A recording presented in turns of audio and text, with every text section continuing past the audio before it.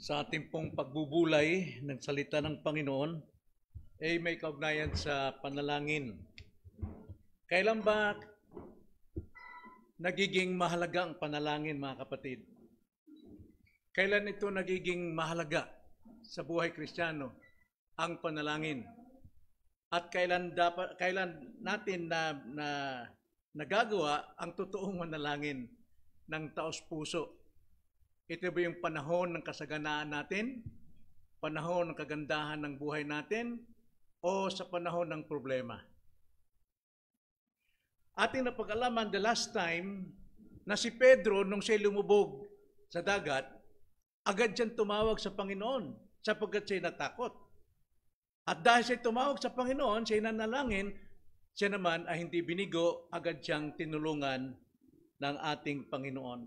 Ngayong gabi, hindi po pagkalubog ang ating pong tatalakayin, kundi isang unos na kung saan sila po mga alagad ay hinampas ng napakalakas na unos o hangin at sila'y natutong manalangin. Buksan natin ang ating mga banal na kasulatan sa Mark chapter 4 verse 35 to 41. Pinamagatan ko itong panalangin sa gitna ng problema. Panalangin sa gitna ng problema o unos. Ganito ang pagkakasabi. Nang araw ding iyon, nang sumapit na ang gabi, ay sinabi niya sa kanila, tumawid tayo sa kabilang ibayo. Pagkaiwan sa maraming tao, siya'y kanilang isinama sa bangka ayon sa kanyang kalagayan. At may iba pang mga bangka na kasama niya. At nagkaroon ng isang malakas na unos, sumalpok ang mga alon sa bangka, anupat ang bangka ay halos napupuno na ng tubig. Ngunit siya'y nasa hulihan ng bangka at natutulog na may inuunan. Siya'y ginising nila at sinabi sa kanya, Guro, hindi ka ba nababahala? Mapapahamak tayo. Pagising niya ay sinaway niya ang hangin at sinabi sa dagat, pumayapa ka. Tumahimik ka. Tumigil nga ang hangin at nagkaroon ng katahimikan. Sinabi niya sa kanila, bakit kayo natakot? Wala ba kayong pananampalataya? Sila'y sinidlan ng malaking takot at sinabi sa isa't isa, sino nga ito na pati ang hangin at ang dagat ay sumusunod sa kanya? Tayo manalangin, mga kapatid. Panginoon, salamat po sa iyo pong biyaya sa amin bilang iyong mga anak. Anumang oras, maaari kaming tumawag sa inyo at idulog ang aming pong kalagayan. At kayo po ay hindi bumibigo sa inyo pong mga tao. Salamat po, Ama, na mayroon pong kasangkapan kayong pinagkalob sa amin. Walang iba kundi ang panalangin. Nawa maggamit namin ito sa tama, wasto at tamang puso sa oras na ito'y aming sambitin sa inyo. Itong aming dalangin sa pangalan ng Panginoong Hesus. Amen. Now, bago sila pinagsabihan ng Panginoon na tumawid tayo sa kabilang ibayo, sa verse 1 hanggang 34, nagturo ang Panginoon ng mga talinhaga. At ang sabi ron, hindi ang Panginoon nagtuturo ng anumang bagay, kundi sa maraming talinhaga. At inunan niya ang manghasik. Now, dito po sa talinhaga ng manghasik, tandaan natin, mayroong 4 na klaseng puso. Pareho silang nakakarinig ng salita ng Panginoon, pero magkaiba ang kanilang response. Yung isa, talagang matigas ang puso niya dahil nasa daan, madaling agawin ng kaaway. Ikalawa naman, ay madaling, very emotional sapagkat yung lupa na natamnan ng binhi ay nasa ibabaw ng bato, napakalambot nun, so madaling tumubo, pero pagdating ng ulan at init, agad itong nalalanta. Yung pangatlo naman ay busy sapagkat natanim doon sa dawagan, sa mga tinikan, kasama sa mga tinikan. Kaya tumubo man ito pero hindi rin nagbunga.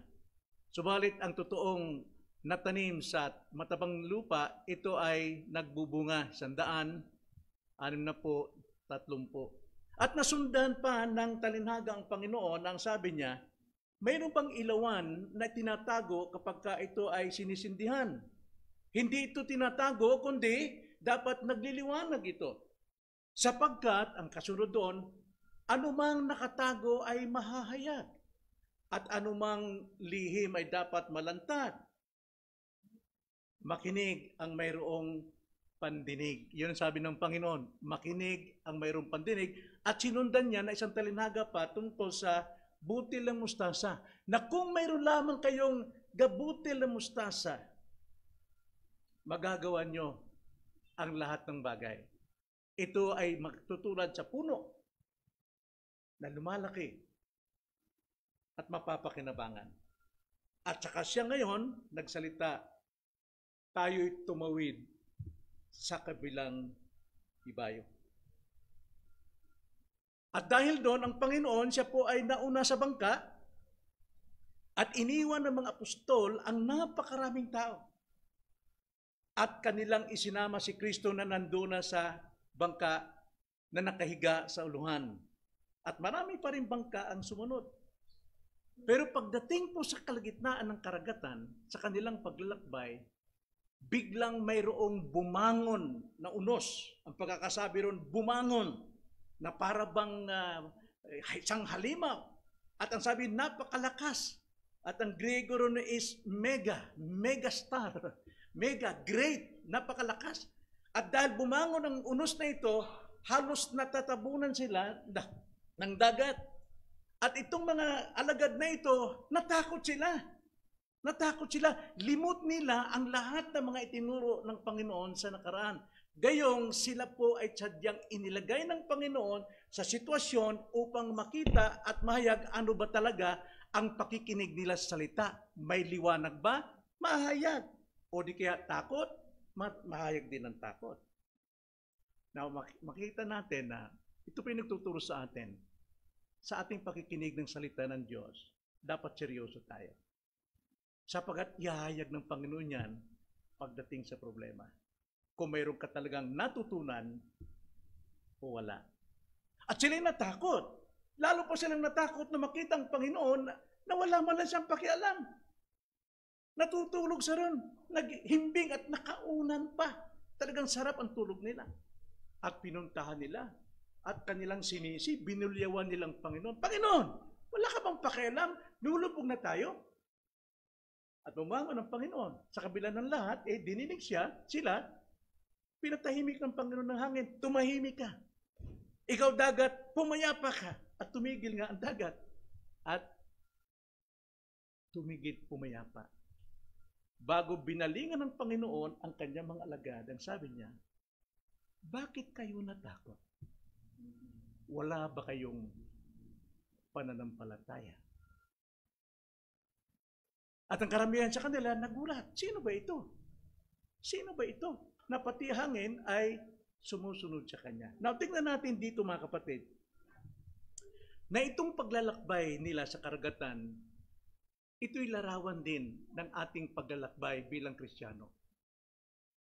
Tayo'y laging pinapangunahan ng Panginoon ng pangangaral ng kanyang salita.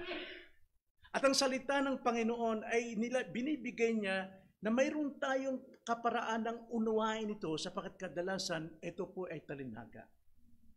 Sapagkat kung tayo mayroong pandinig, dapat tayong makinig. Sapagkat sa ating pakikinig, kung binabaliwala natin, pagdating sa unos, lalabas, ano ang taglay mo, pananampalataya ba o takot? Kaya nga, mapapansin natin dito na sa ating buhay bilang Kristiyano, kalooban ni Jesus na tayo po'y maglakbay. Kalooban ng Panginoon na tayo maglakbay sa ating buhay. Maglalakbay tayo sa ibayo. Ibig sabihin, maglakbay tayo sa kabila. Kinakailangan hindi tayo manatili sa ating lugar lamang bilang Kristiyano. Sa kinalalagyan natin, dapat tayo umangat sa buhay. Maglakbay tayong palago. Maglakbay tayong palayo. Pero sa ating paglalakbay, hindi natin maiwasan na mayroon pong problema. Pero, Bago sila maglakbay, hindi sila pwede maglakbay kung wala silang sasakyan. Kaya kalooban din ng Panginoon, ang paglalakbay, kalooban din niya na mayroon pong bangka. Na ang bangka dito, mga kapatid, may lalarawan natin sa iglesia. Hindi ka makapaglalakbay sa kaharian ng Diyos kung wala ka sa loob ng iglesia. At hindi sila makapaglalakbay sa karagatan kung wala sila sa loob ng iglesia. Sa bangka. Wala silang magagawa. Hindi sila makarating sa ibayo kung walang bangka. Ganon din sa spiritual na buhay natin. Hindi tayo makapaglalakbay kung hindi tayo kabilang sa iglesia. Sapagkat ang iglesia, 1 Timothy 3:15, the pillar and foundation of all truth. Napakalaga po ang iglesia sapagkat gaya ng aking tinuturo sa membership class, ang iglesia, ito yung katawan ni Kristo. Bawat bahagi, tayo yun. Daliri, kamay. Napakalaga po na mapabilang tayo sa katawan. Sapagkat hindi tayo makakakilos, hindi tayo mabubuhay, hiwalay sa katawan. Hindi ka pwedeng maging kaisa ng katawan ng iglesia kung hindi ka miyembro. Hindi ka mapapakinabangan sa kaharian ng Diyos dahil hindi mo magagawa kasama ang buong iglesia sa paggawa, sa paglago natin. Ang iglesia ay isang sambahayan din. 1 Timothy chapter 3 verse 15. Nang sabi ni Paul, ituro mo sa kanila ang pangungugali sa bahay ng Diyos na siyang iglesia ng Diyos. Sambahayan. Napakalaga po maging miyembro ng sambahayan. Kailangan mayroong ama, mayroong nanay, may mga anak. Kaya imposible na tayo maglakbay na wala tayo sa iglesia. Kaya napakalaga pong iglesia. Mga kapatid. Ikalawa, so nakita natin na ang buhay natin ay isang paglalakbay. Ikalawa, ang buhay natin ay digmaan. Laging mayroong problema. Hindi porke tayo ay nasa kalooban ng Diyos, sumunod tayo sa utos na maglakbay tayo. Sumakay tayo sa bangka. Lahat yun, nasa kalooban ng Diyos. Pero may unos, may problema. Ang buhay Kristiyano ay hindi laging masayang tunay. Ang buhay Kristiyano ay digmaan. Mayroon tayong problema na dapat haharapin. Ang sabi sa verse 37, at nagkaroon ng isang malakas, mega, no? Malakas na unos. Ang sabi diyan, nagkaroon sa Ingles o sa Griego, bumangon. Bigla na lamang. Sa palagay nyo, aksidente ba ito? Na biglang bumangon? Aba, mayroong pinagmulan nito, mga kapatid. Sinong gumawa ng kalikasang ito sa palagay ninyo? Bakit tinaon ng Panginoon na dapat silang maglakbay sa karagatan? Dahil sa mga napakinggan nilang talinhaga, ang may pandinig dapat makinig, sapagkat ang sino mang may liwanag dapat itong ilagay sa tamang lagayan upang lumiwanag. Sapagkat anumang nakatago ay dapat malantad. So sa mga tuwid, ito po'y providensya, itinakda ng Diyos ito na sa kanilang paglalakbay, babangon ang unos. Alam nyo, natutulog ang Panginoon eh. Hindi siya nag-aalala dahil siya po ang may akda nito. Siya yung first cause. Sino yung second cause? Ang mga alagad. May katungkulan ng mga alagad, anong dapat nilang gawin sa probidensyang ito sa kanilang buhay. Nakita nilang Panginoon natutulog, walang pakialam. So anong ginawa nila? Tama, ginawa nila. Sila ay nanalangin. Lahat na nangyayari sa buhay natin, sa ating paglalakbay sa buhay, lahat yung mga nahaharap natin sa first cause, nakatakda lahat yan. Ang kailangan lamang natin, anong desisyon ang dapat nating gawin? Anong gusto mo? Lulundag ka sa bangka? Tulad ni Pedro, lumabas sa bangka? Ano nangyari sa kanya? Lumubog. Bakit? Pag tumapa ka sa tubig, ano nakatakda dyan? Lulubog talaga. Anong gusto mo? Sisihin mo ang Panginoon tulad ng ginawa nila? Panginoon, anong ginagawa mo dyan? Ba't ka natutulog? Hindi ka nababahala, malulubog tayo? Bagamat ito pong mga alagad nito, sila po yung nanalangin, pero dapat sa panalangin, di ba't kailangan tayong magpakumbaba? Pero sila, yabang. Yun ang sagot nila sa providensya ng Panginoon. Marami sa atin, kapag tayo po'y nalulugi, tayo po'y nasasaktan, tayo ay naghihirap, may problema tayo, sinisisi natin ang Diyos. Buti pa, ayoko na magmiyembro. Mas maganda pa noon, mas malaya ako kaysa ngayon. Parang tulog ang Diyos eh. Yun ang response natin doon sa first cause. So nakita natin, itong mga alagad hindi pa lumalago. Ang totoo niyan, nililiglig sila, inaalog sila nung unos upang lumabas kung ano yung laman ng puso nila. Nakinig ba talaga sila sa aral ng Panginoon? Mayroon silang gabutil ng mustasang pananampalataya. Mayroon. Pero ano nangyari? Natakpan po ng takot. Mas tiwala sila sa kanilang damdamin kaysa sa aral ng Panginoon. At sila nanalangin, bagamat sinisisi ang Panginoon. Pero gayon pa man, kapag ang isang anak ng Diyos na nanalangin, naunawaan ng Panginoon yan. Tinugon ng Panginoon. Kaya sabi sa 39, pagising niya, ay sinaway niya ang hangin at sinabi sa dagat. Kanyang sinaway ang hangin at dagat. Yung kinatatakutan nito mga alagad, gayong kasama nila ang Panginoon. Nauna ang Panginoon sa kanila sa bangka. Kasama natin ang Panginoon sa iglesia. Pero mas namumuhay tayo sa ating sariling damdamin. Mas nagtitiwala tayo sa damdamin kaysa sa salita ng Diyos. Yun ang problema. Kaya minsan, bagamat kailangan natin ng panalangin sa gitna ng ating problema, huwag tayong tumulad sa mga alagad na ito. Hindi malago eh. Sinisisi nila ang Panginoon. Nagrereklamo sila sa Panginoon. At anong ginawa ng Panginoon? Pagising niya ay sinaway niya ang hangin at sinabi sa dagat, pumayapa ka, tumahimik ka.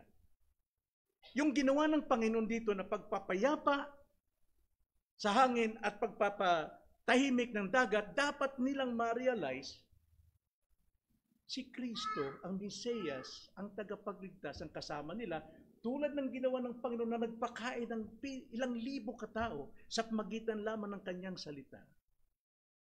Dapat kilala na nila. Pero pagdating sa 41, hindi nila kilala eh. Marami sa kanila, sino ba ito? Pati hangin sumusunod sa kanya. Hindi po nakatanim ang salita ng Diyos na napakinggan nila, na napakaraming aral ng Panginoon sa pamagitan ng mga talinhaga.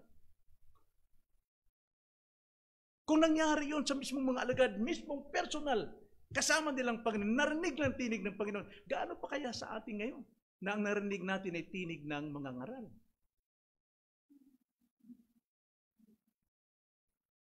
Nalalantad kaya ang ating pananampalataya? Sila'y tinugon ng Panginoon, kaagad nagising ang Panginoon. Nagigising ang Panginoon sa panalangin ng kanyang mga tao.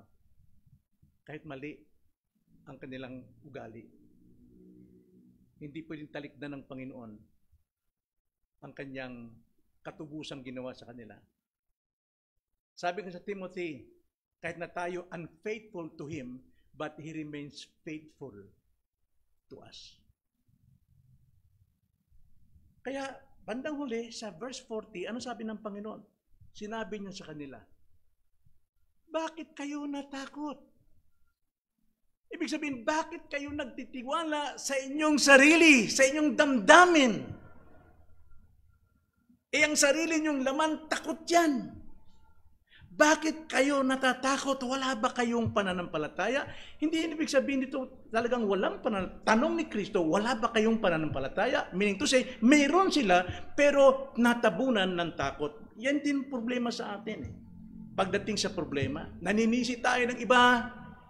Tulad ng ginawa nila sa Panginoon, sinisisi natin ganito, hindi tayo natulungan, hindi tayo naabutan, hindi tayo natawagan.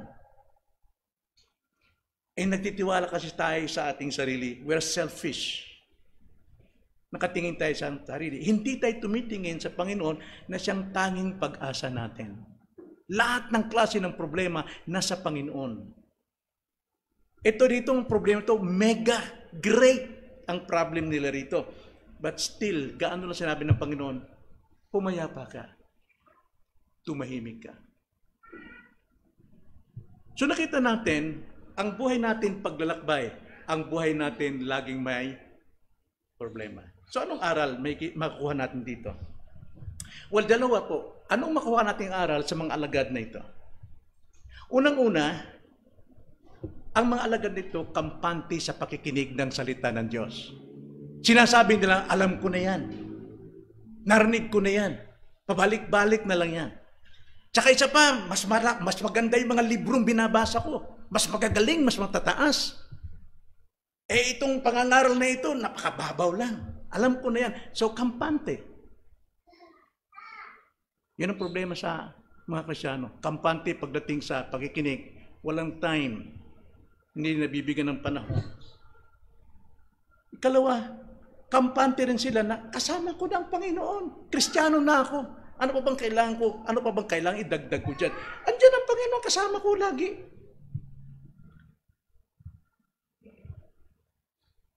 Ikatlo, kampante rin na ang buhay Kristiyano ay masayang tunay. Walang problema. Tandaan natin, mamaya lang, paglabas natin dyan, baka may problema na tayo. Yung problema ang dumarating sa atin, that is first cause. Ano nga ating tugon dyan? Tayo yung second cause. Pagdating po sa unos, kadalasan, yung ating faith, bagamat mayroon tayo, sapagkat galit lang na faith ang ating taglay na natin ng buong kaligtasan ng Diyos. Kahit bundok pa, mapapalayas natin sa karagatan. Ibig sabihin, yung pong pinakamahirap na magawa ng tao, sa maliit na faith lamang, gamustasa lang, tanggap natin ang buong kaharian ng Diyos. I believe Christ. Yun lang. You will be saved. Pero kadalasan, pagdating sa problema, natatakpan ito ng takot. Yun ang aral. Ito yung mga alaga nito.